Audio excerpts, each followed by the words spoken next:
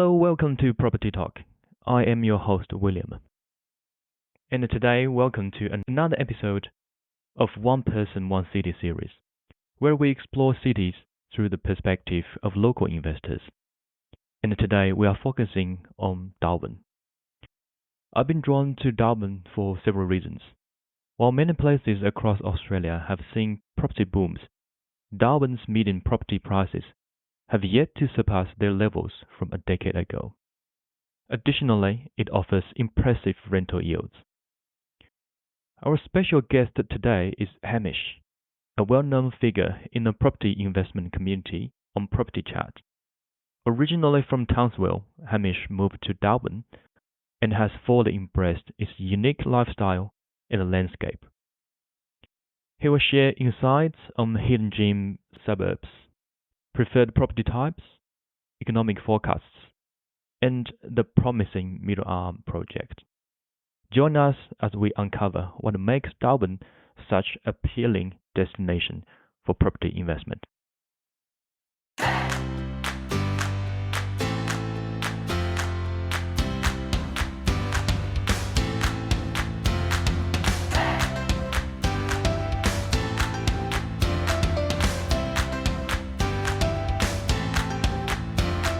So, how are you, Hamish?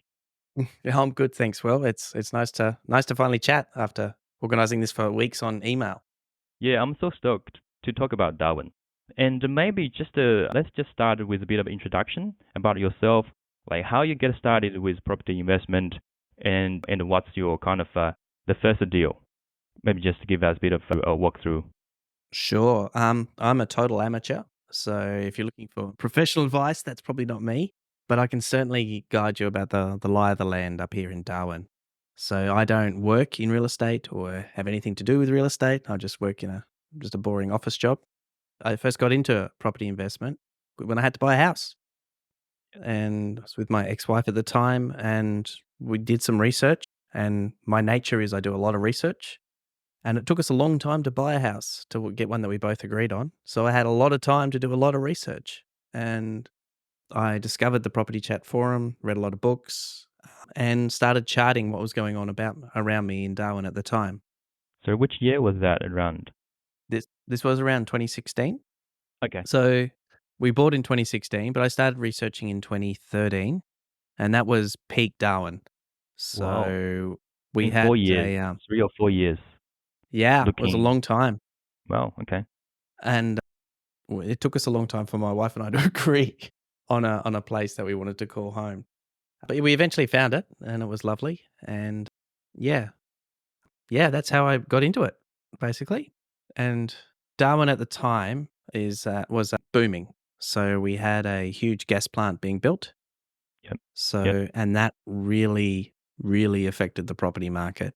And for a while there, we were thinking we might actually have to leave town to buy a house somewhere else because we just couldn't afford it. Like Darwin at the time was only second to Sydney in the country in terms of price. Yep. It was just crazy.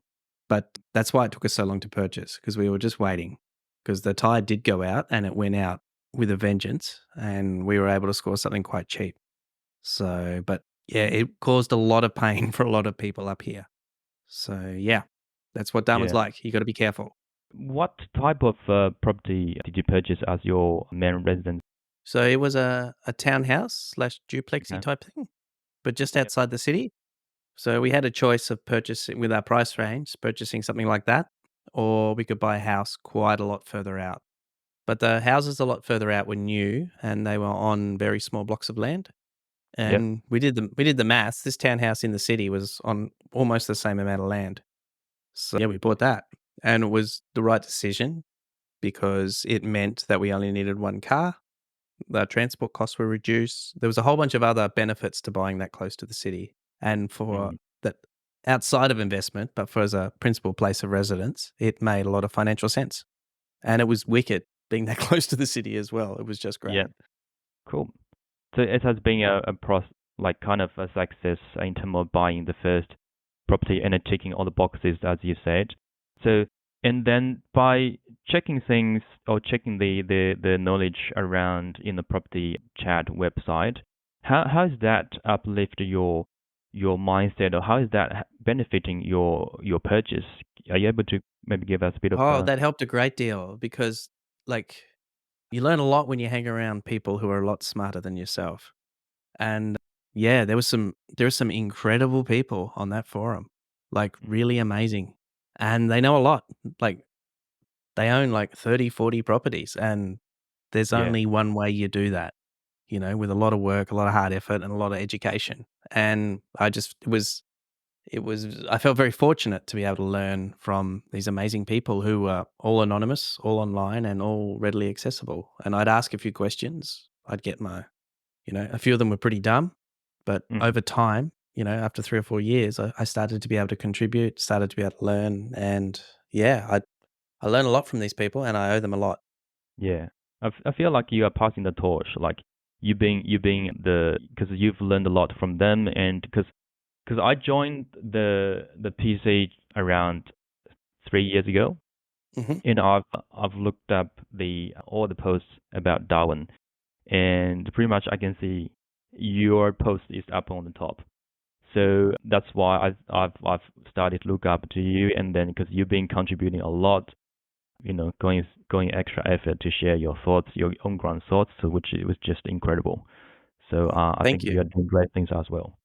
Yeah, I don't like, I think certainly in Southern Australia, like, Darwin's often the last place you think of.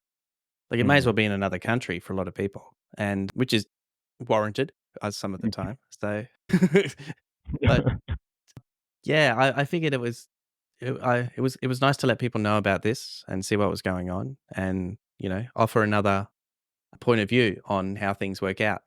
So, it's just a different environment up here. It's a very different market than the southern markets, and yeah, I was slowly but surely, I felt more and more confident to share my knowledge about Darwin as I learnt more, and I felt I could be at least somewhat useful to the forum. But I'm by no means an expert. So I know a lot about Darwin, I know about the property, I know about the lie of the land, but in terms of property investing, like I've met some investors recently who've been coming up to Darwin, so they're starting to come up now, Yeah, and they've been yeah, they've been meeting with me to get the lie of the land and everything, but their knowledge far outpaces mine. So, yeah. But it's been yeah, good to actually finally meet some people like we are today. It's nice. yeah. Like we are today. Yeah, exactly. Because I've read through your posts, and I know you've got a bit of attractions for Darwin as a market in general, and because people keep asking questions, like asking your thoughts about suburbs, and property type itself. So I think it's going to the right direction. So speaking of investment, so I've assumed you've have some IP or investment properties as Yeah, well under your yes, belt. I do. Yeah, I've got 3 up here. So I don't have 'em anywhere else. But I've done it very unsophisticated. So I've bought a place to live, and then when there's been a bit of equity, I've taken that out, bought another place, moved into that, rented the old one out. So I've done that 3 I've done that. Yeah. I've done that for Yeah, 3 properties now. But yeah, I'm always buying places for me to actually live in. But when I do that, it turns out that other people like to rent them. So it's okay. yeah, it's been great. And you have never thought about investing interstate, like looking at other markets. Never crossed your mind at all. Oh, absolutely. It has, but I've never had that opportunity. I don't earn enough money to do it, and it's an absolute freak of nature that the banks have given me enough money to purchase 3 in the current lending environment. So I'm very grateful for what I have, and yeah, I'm just going to roll with that for now. If at one stage Darwin does get a bit more equity and I'm able to get some cash out, then yeah, I would certainly look into investing into other markets because being all in on one market, especially one like this, is a bit crazy. Yeah, yeah, it is. It is. Well, hopefully that time will come soon, eventually, and then you'll be able to ride the market and then be able to pull your equity and do something else. So, and then if we can maybe move on to the market, the Darwin market, Yep. just looking at every possible aspect that you could think of. So, how is Darwin as a place to live to start with? Maybe we can touch on that first. It's kind of binary. So it's isolated. It's like really hot around for half the year. It attracts a certain sort of person, I guess. A lot of people can't handle the heat. A lot of people don't like the isolation and it's small. So it's a town of 150,000 people. So it's still a capital. It's got all the capital things, it's got a big university, a hospital, international airport. It's got all the major infrastructure food groups. But in terms of living here, some people just love that. They love the lifestyle. They love how it's quick and easy to get around. They love how everything's accessible. Your friends here are very close because often your friends take the place of family because everyone is up here from somewhere else, usually, Yeah. whether that be Australia or overseas. And yeah, some people love it like me and other people don't. In terms of the makeup of the people up here, Darwin does multiculturalism better than anywhere I've seen in the country. Mm. So it's unlike Sydney where you've got the Chinese hanging around Haymarket and then you've got the Lebanese around Lakemba and like everyone's got their area, I guess. Yeah. In Yep. Darwin, you might have a street with 10 different houses and you might have 7 different nationalities in the street and nobody Wow. cares. Wow. So, yeah. And like even my office, I think has got 11 or 12 different nationalities and like no one bats an eyelid up here. It's just normal. Speaking English as a second language is pretty normal up here as well. So you've got a lot of the indigenous crew coming in from out bush. Yep. They're going to speak English as a second, third, fourth, or 11th language. And the only way Darwin really grows is with overseas migration. Mm. So it's a lot of people coming across to Darwin and they stay here because it's easier to get a visa up here or they like the Yep. climate.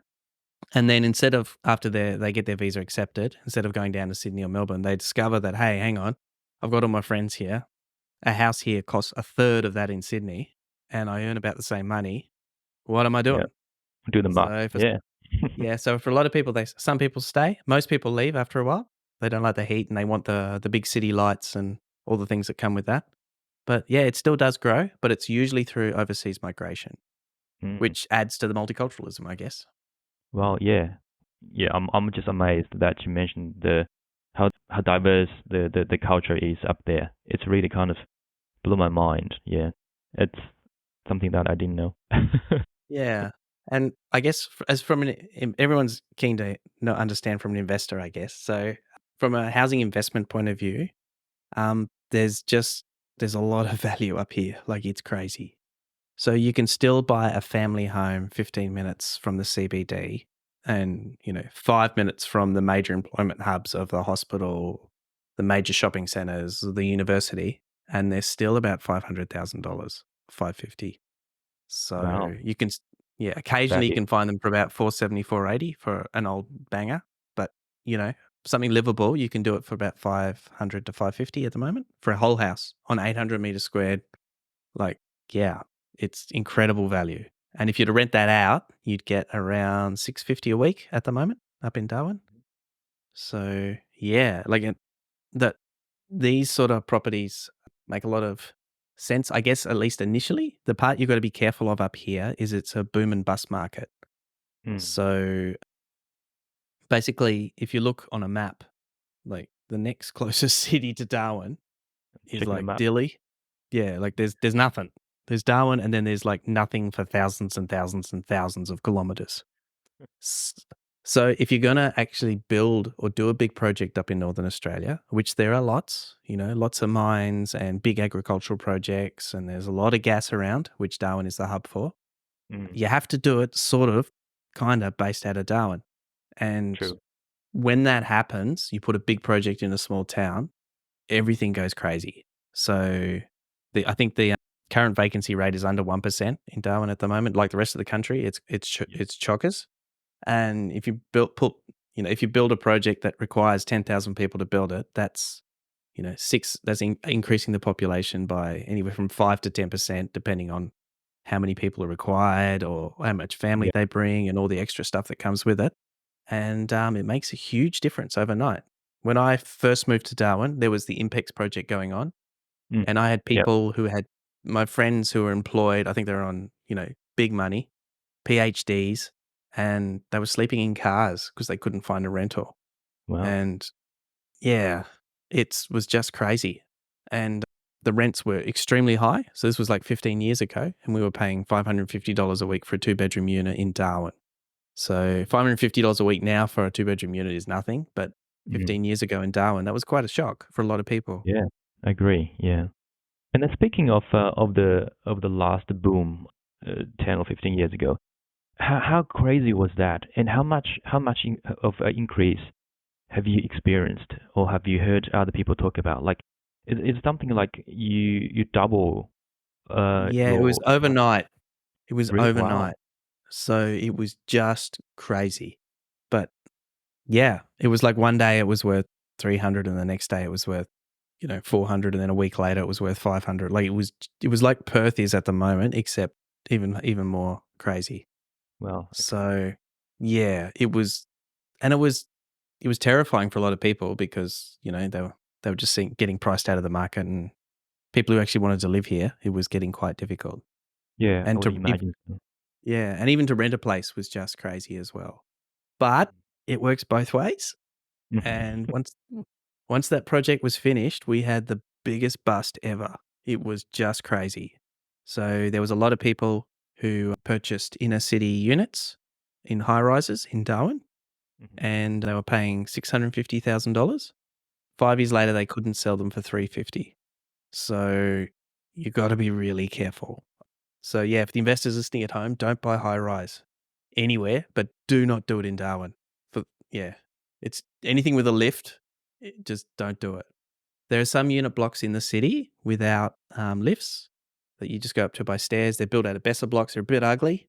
They're great if you can do them, and if it's still a bit risky. But if you can get them for, like, I know of one recently that sold for 280 for a 2-bedroom unit in the Okay. CBD. It's great. They're going to live in it. They haven't got a huge mortgage. They're going to have a great time. It's perfect.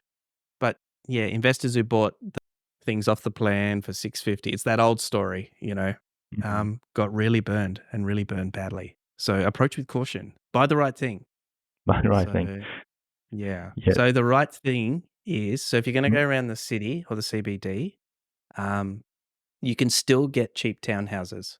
They're a bit crappy, but uglier the better generally. But if you can find a townhouse for around 3 to 350 within the 0820 postcode, providing the maintenance and everything. So that's the suburbs. That's the just Whereabouts? outside the city suburbs. So that's Stewart Park Gardens, Parap.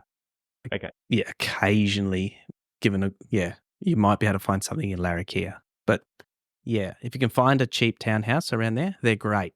They rent out very well. They've got land. They've usually got a carport. They're just much better purchasing than a unit, and they cost about the same. Mm. So if you're going to go strata, that's probably the way to go. Your next best option is single level houses out in the suburbs, so non-elevated. Okay. So They're the what's the ones you price can, range you were referring to? What's the price range that is like 400s, 500s, 600s, which one, for the house or for the townhouse? well, for both. So for the townhouse around the city CBD, if you can get them for around 3 to 350, Okay. occasionally you can do that. It's not easy, but if you can get a small 2-bedroom townhouse for around that, that's in reasonable condition, great, do that. That's a great idea. Just make sure it's not too terrible. And Mm. sometimes they've got carpet, and carpet in a highly humid tropical city is not a great idea. So Mm. tiles are your best friend up here. Um, yeah, so the other type of property that's good, houses in, I guess, the postcode 0810, which is the northern suburbs of Darwin. So this is the area around the Casuarina Shopping Centre and the university and the hospital in Tiwi. So you get all these houses here were built in the 70s and 80s, and they're single level. Most of them are built after Cyclone Tracy, so they're all overbuilt. So the walls are like 50 centimeters wide, so they're like Yep. triple brick. Yep. Well. They're not going to fall over anytime soon, but often the roofs are crap, so you've got to Mm. check the roof when purchasing, and a lot of the interior is quite tired. But on the upside, you can buy a house for around 500K on an 800-meter block that'll rent out for 650 a week, Okay. and they're quite desirable, and you can fix them up and make them nice and all that sort of thing. So the other type of property that's really good for capital growth, but bit harder in terms of yield because of the maintenance are the elevated properties. Wow. So if you Okay. live Yeah. in Darwin, living in an elevated property with louvers and all open and yeah, is the dream. Big garden. They're just stunning. They're a really nice way to live. Mm. But in terms of being an investment, they can be quite tricky because they require a lot of maintenance. They're a bit old now. They're a bit rickety. And they Mm. often come with big gardens, a pool, all the lovely things that we like to live in. But that can really eat into your yield as an investor. Mm. So, like the gardens here, they're dead for half the year when the dry season, and then for the other half of the year, you need to like it grows a meter between when you leave for work and when you come home. So, Mm. yeah, because of all the rain, it's just extreme. So, yeah, the maintenance costs of those sort of properties are really quite high. Yeah, I think the high set houses is like your quintessential Darwin oldie, good Absolutely. oldies, right? It's If you similar live like here in the Darwin, that's what Queenslander. you want to live in. Yeah, Yeah, that's what people aspire to here. maintenance, and from the investor perspective, that's probably you have to factor a bit more in terms of maintenance, repair, and maybe the rent. What about the rent? Is that on The rents are a average bit higher. compared to? Yeah. Yeah, Okay. you probably able to get 700, 750 for one of those. So the Well. rent is a Okay. bit higher, depending on what sort of condition it's in. Yeah. So, but yeah, and it depends where it is. Like, yeah, get a good property manager and they'll advise you on it. The capital growth aspect on those is better because they're not built anymore and they're ideal for the conditions up here. So over time, they become more and more desirable and they're just not being built. So yeah, people have the new stock in housing estates, so out bush. So not out bush. It's 20 minutes from the city, by Sydney standards. That's like next door. But for us, that's a long way away. So that's the same sort of thing like you'd get in the Ponds or Werribee or whatever, Melton down in Melbourne. So it's Okay. small blocks, 350. They're probably similar designs. Mm. Um, a Like lot of house on a farmland. small block of land. Yeah. Yeah. So they're we jokingly call them eskies up here. So they require aircon in order to stay cool. Yeah. So that you got to factor that in. And I've always been a bit iffy on those types of property, but I think I've been wrong. I think people love them. A lot of Hmm. those have gone up in value quite a lot. They like all the new and shiny things. They like the downlights, the stone bench tops and all that sort of stuff. Mm. And it's new and accessible and cheap out there, and they're selling a lot of it. So maybe I'm wrong, but Okay. yeah, I've steered clear of that sort of stuff because I just wonder what it's going to be like in 10, 15 years time. Mm. True. You know, True. yeah. And the other thing is, yeah, that your listeners do need to know is to avoid CBD units with elevators. Mm. So there's a lot of high rise in Darwin. Not a lot, not by Sydney standards, but for a town of 150,000 people, there's a Vintage lot of one. high rise. Yeah. Yeah, Yeah. and the body corporates up here, because we've got cyclones, the weather gets extreme. The Mm. insurance for those sort of places is off the charts, and you're regularly seeing body corporate costs of, $2,500 to $3,500 a quarter. Per quarter. Yeah. It's outrageous. So Yeah. that's insane. And no matter what you do, no matter what rent you're getting, you're never gonna get ahead with that sort of body corporate. It's like a ball and chain. It just won't work as an investment. And then by the time maybe you start getting ahead after 10 years, then they've got to paint it. And, Mm. you know, painting a high rise isn't easy or cheap. So, No, yeah. not at all. Yeah. No. Lot of money required in the sunken fund. Yeah. Yeah. So like for the same price, you can get those townhouses in Stuart Park or the Gardens or whatever that are nearly the same price, and they come with land and a carport, and they might be a bit older, but you can do them up. They're just a smarter purchase. Yeah. Okay. So you just mentioned the Stewart Park as a suburb to watch in your eyes. Is Yeah. there any other suburb that you're personally closely monitoring or anything that presents a bit of value in your eyes? Maybe you can share with Stuart Park's the main one. So all of Darwin presents a lot of value. There's no yeah, doubt about that. everywhere. It's if you're coming from Sydney or Melbourne, it is Christmas coming up here. But Stuart Park's the one to crack, but you do have to crack it. It's very, very hard. There's a lot of rundown places. Like when I mean rundown, I mean dumps. And there's a lot of ugly units, a lot of ugly townhouses, which suit me perfectly. Mm. Um, And the trick with the houses is there's a lot of uncoded alterations to them. And Okay. uncoded up here means when there is a cyclone. It's not an if, it's a when. And bits of your house blow off and, go into your neighbor's yard or whatever. It becomes an insurance grey area, and it becomes quite difficult. So as an investor, I try and avoid uncoded bits and pieces on your house if you can, or at least get a building inspector and get a quote on how to bring it up to code when you purchase the place. Mm. But Stewart Park is quite loose. Like, you've got some fantastic, beautiful houses, properties, just perfectly done and everything. And then two houses down, there'll be like some tin shack that's falling to pieces, but on like 1,500 meters squared block of land, and it's Mm. you know a 10-minute walk from the CBD. From So the yeah. Okay. yeah, there's a lot of potential in Stewart Park, but you've just got to be so careful. Mm. Yeah, I guess another area to look would be around Alloa and Milner. Yeah. So I can see your Google Maps thing over there, Yeah. but That's a northern so part of city, is it? yeah, I guess so. So there's an area. So Nightcliff and Rapid Creek are very desirable areas. They're along the coast, and there's an actual beach there you can walk along that isn't covered with mangroves. So you still can't swim because it's full of snapping Sharks? handbags and sharks and whatever else. Like, it's just tropical water. You're very brave. There's no locals swimming in the water when you come up here. It's very rare. So you often swim here once. Once. Last time. Yeah. It's not that bad. A lot of people swim, but it's just not a very popular pastime because it is, you know, Fair enough. its It's dangerous. reputation precedes it. But it is a beautiful area, Nightcliff and Rapid Creek, and it's priced, so it's quite expensive now in those areas. But just behind it, you've got Milner, Jingley, and Alloa, Yep. and they're great.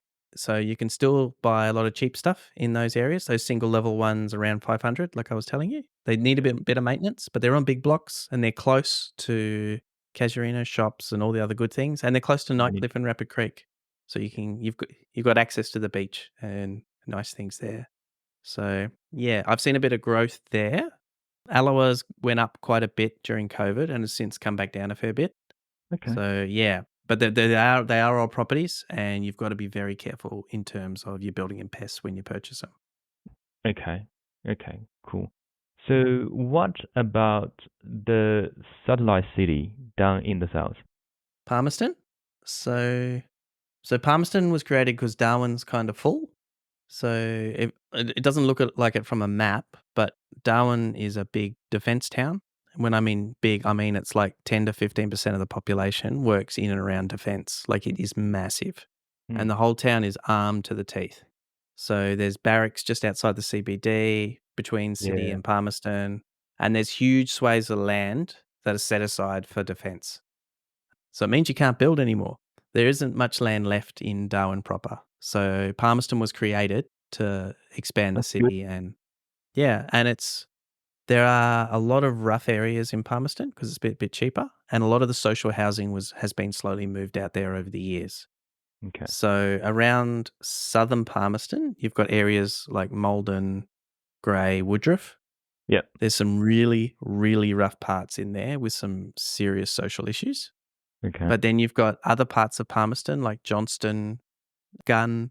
Most of Bakewell's pretty good, Hmm. and Durack that are okay. And a lot of people buy out in Palmerston, and there's a lot of work out there as well. Not just in defence, but you've got all the industrial hub of Yep.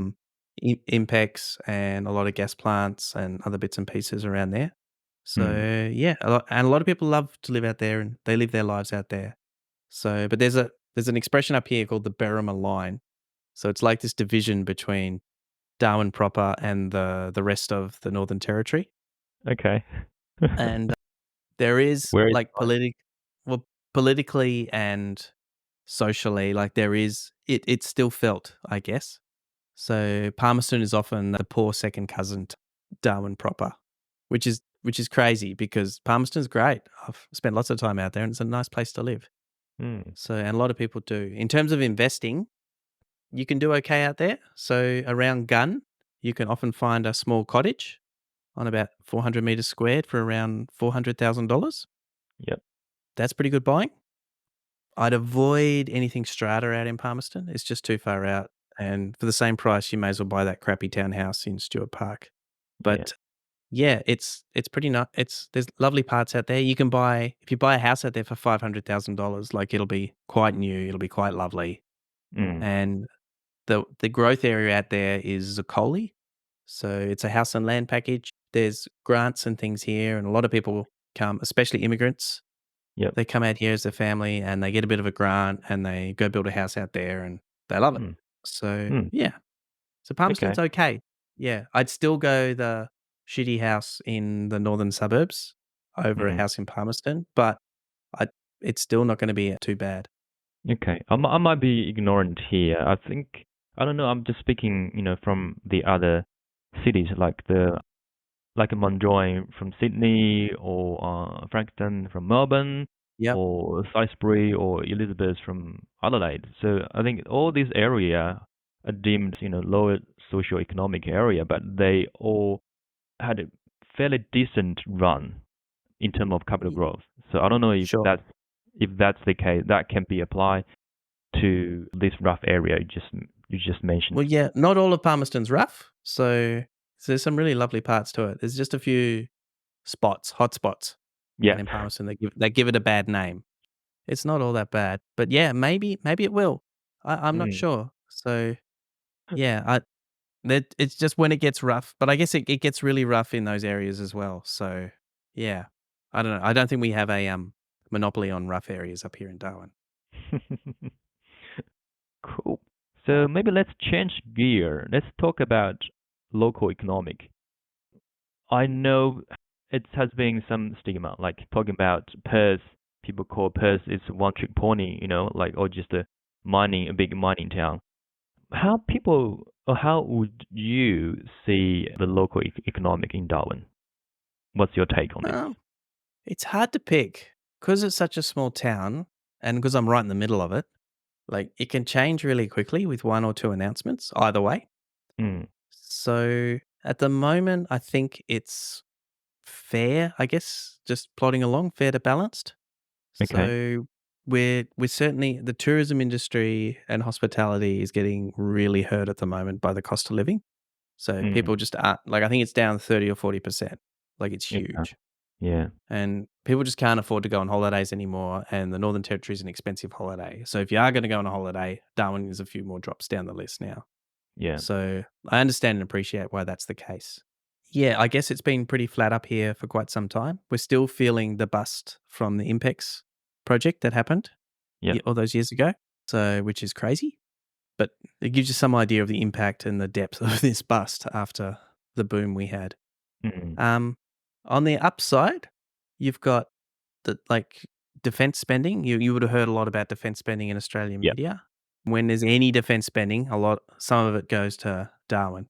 So they're building a lot of bases. They're updating a lot of bits and pieces at the moment. And yeah, Darwin is certainly benefiting from that. Like we're getting a few $1 billion worth of bits and pieces from there. The education sector is potentially is currently a problem because they're trying to reduce international student numbers like they are around the rest of the country. But they're Mm, petitioning hard up here for an exemption. So if they manage to get that, which I wouldn't feel that is unlikely because they want to, it's in the Australian government's interest for Darwin to grow and prosper. yeah. Like we're a net cost to the rest of the country up here, Mm, and the more people we've got up here, and the more sustainable it becomes economically from the federal government's point of view. So it's in their interest to have Darwin grow.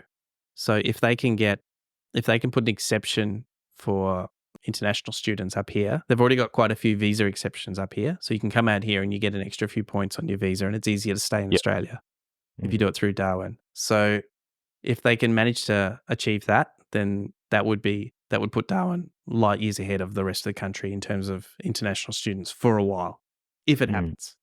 The yeah. other big if it happens thing is the Middle Arm Industrial Precinct.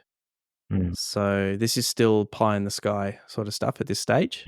But yeah, it's got bipartisan support locally and federally to build a huge area for hydrogen, gas, and they want to do some plastics and petrochemicals and other stuff as well out Yeah. there. Now, naturally, considering the environment, that's got a lot Mm. of backlash by the environmental groups, Yeah. and rightly so. So, but on the other hand, Australia needs gas, and just between Darwin and Tennant Creek, there is enough gas to power Australia for about 200 years. Well, And impressive. Yeah. developing middle arm is going to be the easiest way to access that.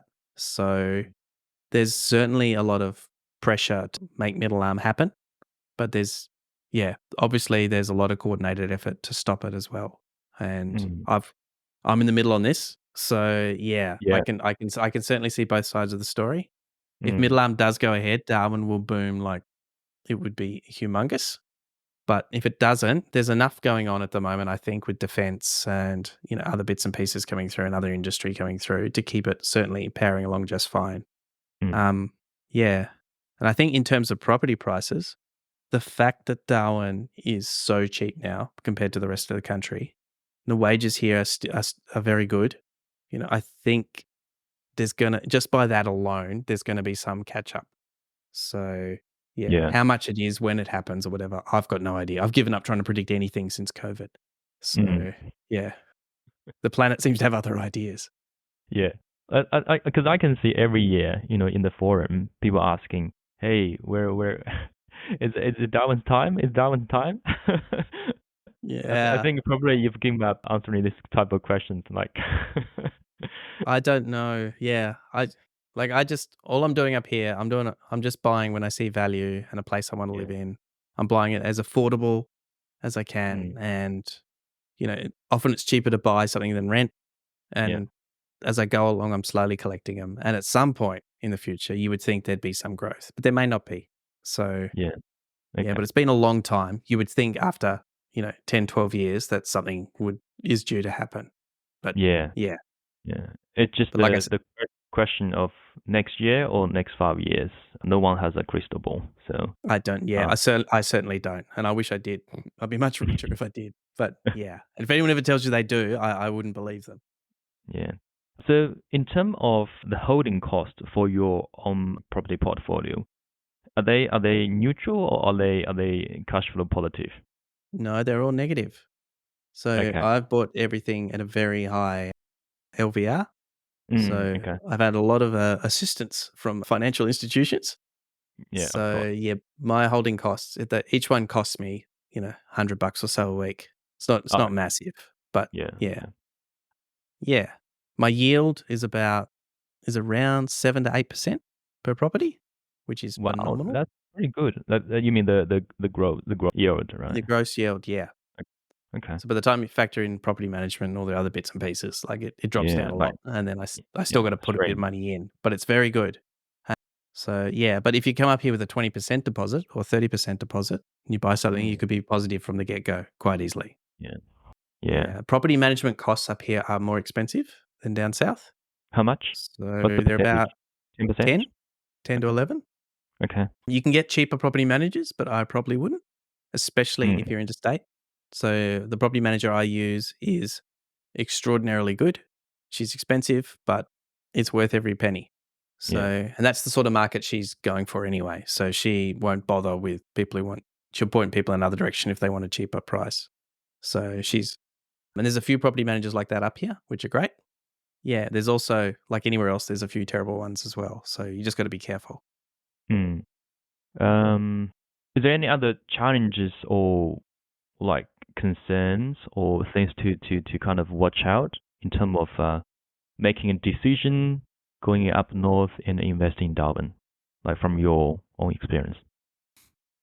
Well, it's better if you live here. Like it's just so much easier because you can take a lot of the risk out of it because you've got to rent anyway. And then Mm. once you buy it, doesn't really cost you that much more. So that's that's how I've avoided a lot of risk in the Darwin market. But Mm. if you're investing purely from interstate, Yeah. you've just got to be so good on your due diligence.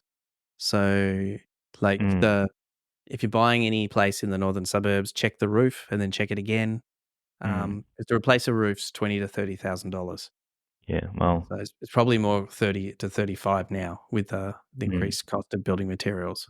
Yeah. So Yeah. that's a huge cost to change over. The other thing you got to be careful of up here is air conditioning units. So, Of been course. very few properties I've had where I haven't had to replace one or two, and it's Mm, $2,000 a pop. So, a lot of older properties still come with box air cons in the window. Yeah, okay. ideally, you wanna get rid of those and replace them with split systems. Yes. So, Yeah. but every time you do that, it's like a $3,000 mission because you've gotta get rid of the old one, you gotta fill in the hole in the wall, Yeah. and then you gotta put the split in. So, Yeah. yeah, and every wet season that comes, I've with 3 properties, I would lose an aircon nearly every wet season. It's just part of the deal. There's a storm surge, lightning hits a power pole, and an aircon Yeah. blows up. It's pretty normal. Okay. Um, So what about yeah. insurance? Insurance is actually not too bad. Okay. So in North Queensland, it's famous for destroying people with insurance. Yes. Up here, it's a bit higher than what you get down south. Like we are in a cyclone area, Mm, but I think it's around $2,000 to $3,000 to insure a house for a year up here. So okay. it's okay. Too It's bad. doable. Yeah. Yeah. Yeah. The other thing was and strata costs up here. So good strata will be in the vicinity of 1,100 $1,500 a quarter, depending on what you're getting, and, Mm, which seems a lot from down south, but that includes water, and that includes your building insurance as well. So, if you're looking at a strata property up here, anything around 1,100 to $1,500 is gonna be okay. Like, it'll mm, be a bit more than owning a house, but not painfully so. mm, Anything over $1,500, don't do it, mm. 100%. So, yeah. I'm just trying to think, is there any mid-arm? Is a mid-arm project Middle arm, that yep. yeah, that's definitely that's something to. Because some people compare that as winning the Olympic, as significant as that. Um, Yeah, it's probably more so. It'd be huge if it happens. Like mm, they'd need, thousands and thousands of people to help build what they've got planned there. So it's we when Impex happened up here, they built one plant and they needed 8,000 people to do it. And then they brought up families and all the rest of it. And then there was service industries that popped up. It just went and yeah, it was just crazy. Overnight everything doubled. And yeah. then middle arm, they're essentially proposing to do 3 or 4 of those. Wow. And Okay. yeah, and I don't know if they could possibly do them all at the same time. I don't know how they'd do that. They'd probably have to do them one after the other. But in theory, the boom would last a bit longer. Okay. So, So which yeah. suburb or which area would be the direct beneficiary of that project?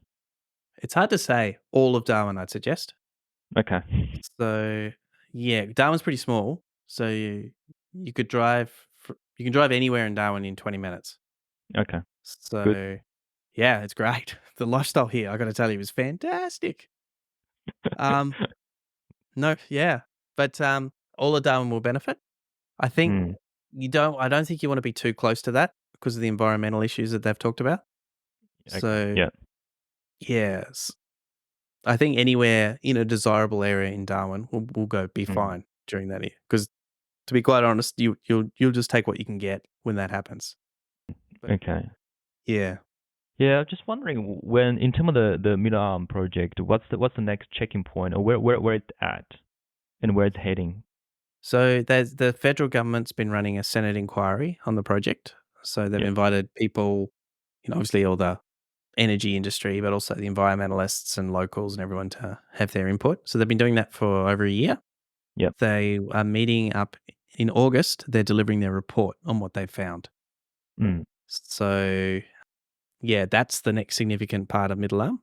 That announcement in August is a big deal, I guess. It's almost uncanny that that announcement is happening at the same time as the NT election. yeah. So read into that however you wish. Mm, So if that announcement's positive, I guess it will affect the outcome of the local election here. yeah. Okay. So yeah, the election is actually affecting the current property market in Mm. Darwin. So a lot of How so? buyers are waiting till the outcome of the election before purchasing. So right now, as of this instant, Darwin's quite subdued in terms of a property market. Things Okay. may pick up again in September after the results of the election are announced. So you mean the new government would announce some of the schemes to boost Yeah, like so both sides of some government holding? have announced quite generous first home schemes. I Okay. think people are just waiting to see what those schemes are and how it's going to affect things before they purchase a property. Mm. Fair enough. So, Yeah. yeah, which means that it's a good opportunity right now. So, yeah, quite a few friends have Yeah. made the most of this right now and doing quite well. Yeah. Interesting. Yeah. I think the future outlook is quite interesting. I think for the next couple of months is quite decisive in a way that, in terms of the short-term property market, and probably can get a bit more demand. Could be like manufactured demand, I don't know, or penny up Maybe, demand. maybe like I said, I'm out of the prediction game. It hasn't worked for me in the past. So yeah, you would think that there'd be some demand, but who knows? Any last wisdom or any words for the new investors or people who are looking at Darwin as the next move? If you're investing from interstate and you're a new investor, Darwin would be pretty risky, I reckon. Mm, You'd want something like Darwin to be in your 20% pile of your property portfolio. So you'd want to have the majority of things in a perfect world. I've done the complete opposite, but yep. in a perfect world, you'd want to own, most of your property in the big five, and then Mm, be in a position to purchase something in Darwin as a mm, bonus because you can see there's opportunities available and you're ready to go. But if Darwin doesn't do anything for the next 5 to 10 years, then it doesn't matter so much because you've mm, got that diversity. For new investors starting off, oh, it's tough. I don't know. I'm not that good at to make that kind of recommendation. You can certainly come up here and purchase and get a very good yield. The best way to do it, to be honest, is if you're a young person priced out of Sydney or Melbourne, mm, you come up here and get a great job up in Darwin, buy a place to live in it for a few years, boost your career, and then see how you feel at the end of it. That's probably the mm. safest way to do it, to be quite honest. You've got people down in Sydney and Melbourne who are just looking at the property market and dying. They're never going to be able to purchase a house ever. They can do it with ease up here right now. Yeah, there's a lot of jobs over $100,000 here per year. You can buy 2-bedroom unit in the CBD for under 300K. Like on that sort of wage, it's very easy to pay and very easy to live with. You don't have that sort of mortgage stress that you do down south. So I guess that would be the safest and best way to do it, to be honest. Either be huge or start small and live here. Okay, I think probably the Darwin government would pay would pay for this, like like get more talent into the state and help building the Darwin economy, Yeah, which is good. y- yeah. They're always trying to do. They've always got schemes like that, but yeah, Mm, they being a government, they never quite work out exactly how they're expecting them to. yeah. So Okay. yeah. So, are you born and raised in Darwin, or are you? No, I grew up in Queensland. Okay. So, but I grew up in a city called Townsville, North Queensland. So Okay. in It's terms of similar. weather and Similar. size and Yeah. everything, it was similar. Yeah, certainly it was a long time ago when I lived there because now I'm Mm. really old. But yeah. So I guess for me, Darwin works out really well. Like the lifestyle up here is fantastic. I've got a lot of very good friends. There's no traffic ever. Everything's accessible. There's lots of things to do. The multiculturalism's fantastic. There's really good markets because all the immigrants come and they bring their uncles and grannies and all the rest of it. Yeah. And The a whole lot of village. them, a lot of those, yeah, a lot of the, I'm sure you would have seen it in the Chinese community. Yeah. So a lot of those guys can't work in normal jobs, so they start up doing their own thing. A lot of the time they start a market garden or they'll start a market stall, or they'll open a restaurant or a shop or something like that, and the town grows. And it really, that's those sort of things in Darwin are embraced by everybody. Mm. So we've got a very big market up here called the Rapid Creek Markets, and every now and again a new group will come. Mm. So like the Sudanese will arrive, or a long time ago it was the Vietnamese, or then it was the Lao Yeah. or the Thai. Yeah. And there's a new shop, what are you cooking here? You can see everyone just sort of sniffing around, and then, it'll take off, and it's lovely. And you've got there's like a lady who runs the famous laksa store in one of the markets, Mary's Wow. Laksa. Okay. She's been selling noodle soup for 30 years in Darwin, Wow. and people queue up for this laksa for breakfast, like it's Mm. chili, like and they've done it for 30 years, and she's made, a huge business out of it and done really well. But, she's also added to the social capital of this place. It's people like Mm. her that really make Darwin kind of special. Yeah, I think Yeah, like and every it's bit of like fabric of the city, right? They just bring yeah, on their own story. absolutely. And that's why I stay. I love it So here. nice, mate. I am sold. I am sold. I would definitely come up and just just see it through my own eyes. Yeah, Yeah, do it in I would winter. love to. Don't do it in Okay, summer. appreciate Yeah. that. Appreciate that.